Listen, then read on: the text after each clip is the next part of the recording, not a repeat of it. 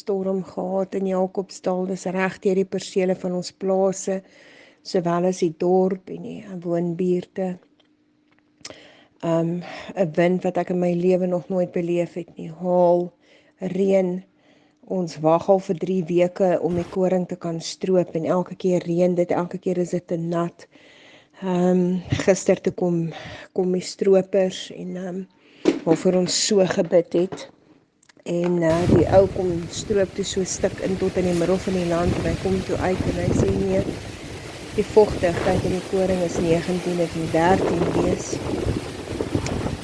Dit was daarom gisteroggend, so by 10:00 se kant. Hy sê nee, wat as die son onder skyn gister en vandag, dan kom hy sondagoggend tussen 10 en 11 gestroop. En ja, daar kom hierdie verskriklike verwoestende reën en haal en 60 hektaar van ons koring is daarmee heen.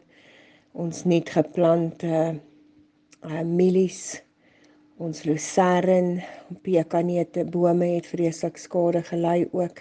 Blare is afgeslaan, takke het gebreek, takke in my erf by my bome, my stoep was toe onder die water, het soos 'n swembad gelyk, dankie Here, dit het nie ingestroom in my agterdeur nie. Die seuns het emmers gevat en die water van die stoep af geskep. Dit was ongelooflik sleg.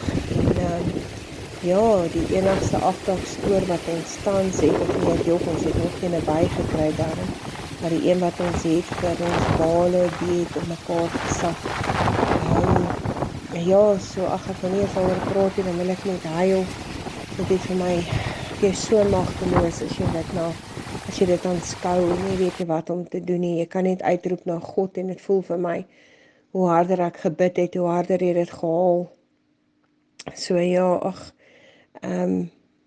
ja, dit is baie erg, dit is baie sleg en dit is baie hartseer. En maar ja, ons vertrou nog steeds op die Here, want hy is ons God. En vir ons alles ten Tree asseblief saam met ons in Martie Berry FM Gospel. Mag daar deurbraak wees in Jesus naam.